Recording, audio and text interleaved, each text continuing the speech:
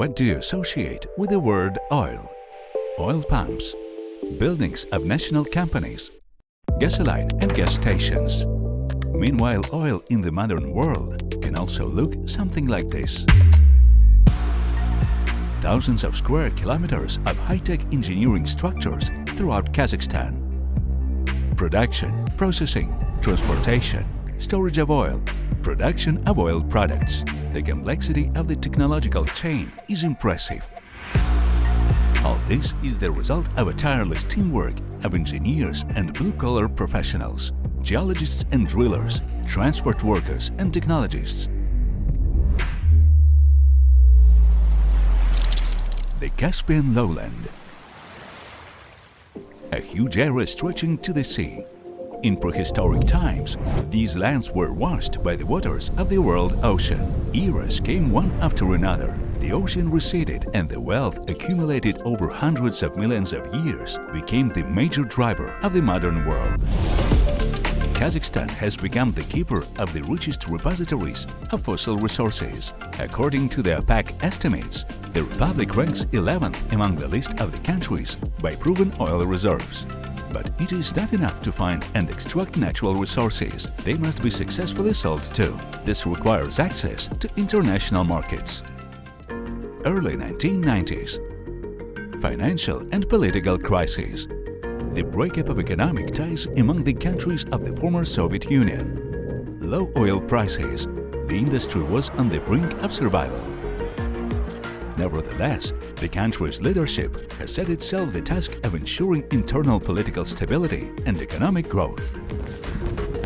Since Kazakhstan has a rich hydrocarbon potential, the bet was placed on the oil and gas industry.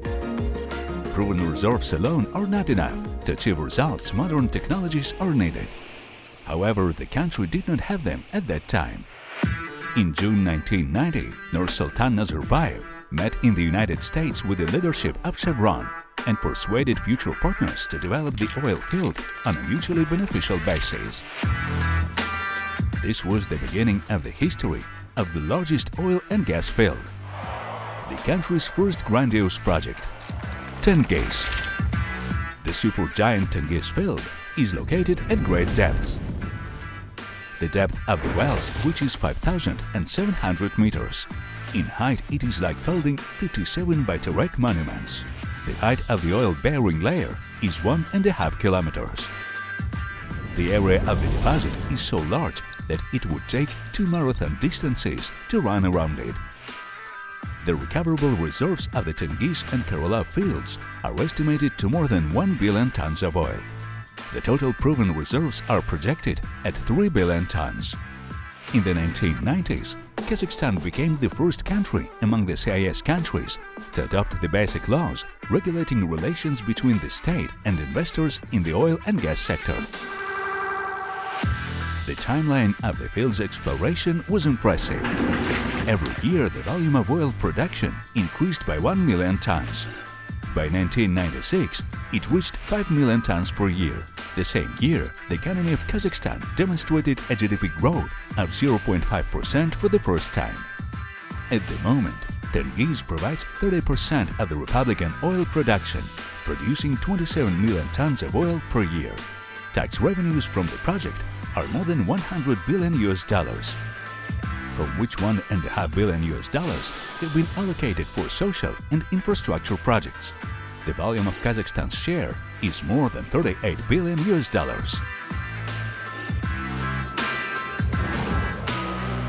The growth in the level of extraction of raw materials calls into question the development of the pipeline system. And the first link in the large-scale construction was the Caspian Pipeline Consortium. The CPC is one of the largest oil transportation routes. It stretches from the Tengiz field along the Caspian Sea through the territory of Russia to the Black Sea to the port of Novorossiysk. The oil pipeline runs through steppes, forests, mountains, underground and underwater. The total length of the pipeline is 1,510 kilometers. In 1992, a negotiation process began with the future members of the consortium. Kazakhstan has done a great job to reach agreements between the parties. In December 1996, a shareholder agreement was signed in Moscow on the construction of an oil pipeline with a throughput capacity of 67 million tons per year. Today, the main shareholders of the CPC, with a share of more than 50%, are Kazakhstan and the Russian Federation. The remaining shares were distributed among other international companies. Today, the CPC pumps over a third of all Kazakhstan's export oil. Since 2001, about 800 million tons of hydrocarbons have been supplied to the world markets via the Tengiz-Novorossiysk network. From 2003 to September of 2021, tax revenues from the project amounted to 170 billion tenge. The CPC has become one of the most successful projects in the modern history of Kazakhstan.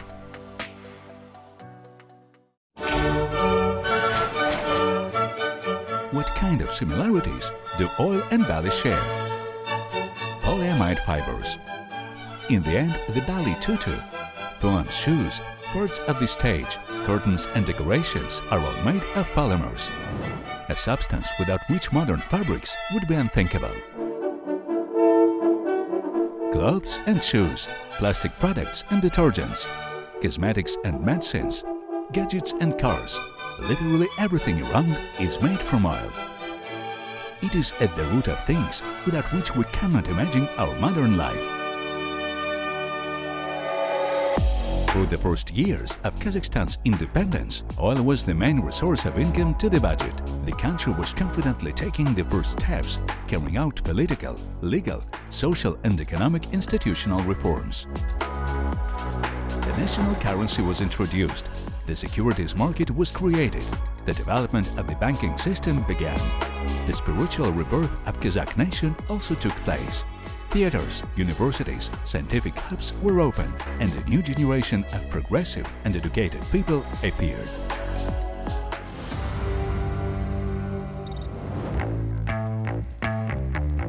Kazakhstan begins the development of another supergiant field, the pearl not only of the West Kazakhstan region, but of the entire country. The Karachaganak oil and gas condensate field is among the most unique on the planet due to its huge reserves of natural gas. The height of the deposit in the field is 1,420 meters. The thickness of the oil layer is 200 meters. The remaining layers contain gas and gas condensate. This time, Kazakhstan was no longer just looking for an investor to develop the field. A competition was announced among the world's oil companies. Applications came from the largest of them. The choice was made in favor of the Alliance Eni and British Gas, which provided more favorable economic proposals. In 1997, the final production sharing agreement was signed during an official state visit of President Nazarbayev to the United States, in the presence of US Vice President Albert Gore. The document was signed by the leaders of American Texaco, Italian Eni, the UK's British Gas, and Russian Lukoil. In 2012, the national company Kazmunay Gas became a member of the Karachaganak Petroleum Operating Consortium, acquiring a 10% stake. The Karachaganak field also merged with the CPC system. During its work, more than 200 million tons of oil and gas condensate were produced. Capital investments to the project amounted to $29 billion. The country's budget received $37 billion. Deductions for social and infrastructure projects amounted to $440 million, while the volume of Kazakhstan's share reached almost $9 billion. Along with the construction of overland routes for the export of hydrocarbons, Kazakhstan made a bet on the Aktau seaport. In 1999, it underwent a complete renovation. Today, it is a multi-purpose terminal that does not stop its work even for a minute. The port serves 40% of the total cargo transportation in the Caspian Sea. In 1998, the national maritime shipping company Kazmor Transflot LLP was established. Now the company carries out international sea transportation on its own tankers, both in the Caspian Sea and in Black and Mediterranean seas.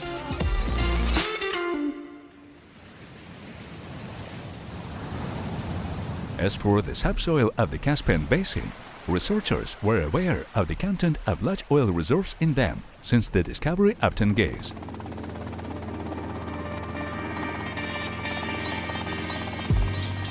At the same time, it is a region where geopolitical and economic interests of the 5 Caspian countries overlap. After the collapse of the USSR, the maritime boundaries of the Caspian Sea between Azerbaijan, Kazakhstan, Russia and Turkmenistan were not defined. Kazakhstan initiated the development of marine resources. In 1997, the most important document, the North Caspian Production Sharing Agreement, was signed in Washington. In 2000, when the first well produced oil, the president of Kazakhstan officially announced the discovery of a giant field. In the same year, construction of 6 artificial islands began in the Caspian Sea. The Kashagan field, Kazakhstan sector of the Caspian Sea, deposit area is 75 by 45 kilometers. Depth is 4,200 meters below the seabed. The total geological reserves of oil are estimated at 38 billion barrels, while the estimate natural gas reserves are over 1 trillion cubic meters. Only in 2002, Nursultan Nazarbayev and Vladimir Putin signed the protocol to the agreement on the delimitation of the bottom of the northern part of the Caspian Sea. Later, similar protocols were signed between Azerbaijan and Turkmenistan. The largest research program in the world was carried out on an area of 100,000 square kilometers. Oil reserves were estimated at between 26 and 60 billion barrels. The Kashagan development project turned out to be more expensive than planned. Extreme temperatures from +40 to -40 degrees Celsius, ice movement, closed seawater area and shallow depth, all this limits construction work, creates difficulties for solving engineering, technical and logistic problems. Commercial extraction of raw materials began only in 2016. The first batch of Kashagan oil was shipped to the CPC oil pipeline and the pipeline system of Gaztrans-Oil JSC, and the first batch of commercial gas to pipe system of Intergas Central Asia JSC. Today, the international consortium for the development of Kashagan includes 7 members. Among them is the national company Kazmunay Gas. Kashagan produces 15 million tons of oil per year. Over $70 billion has been invested in total. Tax revenues amounted to $3 billion. Deductions for social and infrastructure projects reached over $800 million, whereas the volume of Kazakhstan's share is over $8 billion. Since 2001, the country's economy has already shown a 10% growth of GDP per year. An incredible growth. This became possible largely thanks to the oil and gas sector. The industry gave an impetus for the development of the country's industrial sector. Today, the share of the Kazakhstan's content in the oil and gas industry is 90%. 2,600 domestic companies supply products and provide services worth $1.5 billion in Kashagan alone. In turn, Tengiz Chevroil purchased goods and services worth $20 billion from Kazakh enterprises.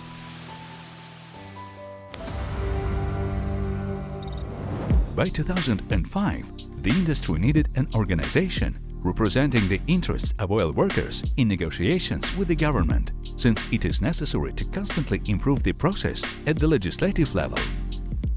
Domestic and foreign companies in the energy sector established the Kazenergy Association, which has become an important link between the oil business and the state. Over the years of independence, the country's budget received stable income. Roads, residential buildings, schools, hospitals, sports facilities and other social infrastructure were built. Cities and small towns appeared not only in places of production and transportation of hydrocarbons, but also throughout Kazakhstan. Local authorities with enough budget directed funds for regional development. In addition to supergiants, there are so-called medium, small and old deposits in Kazakhstan that require investment in new production technologies. Only in this case they can work without loss and generate income both to the state and local budgets.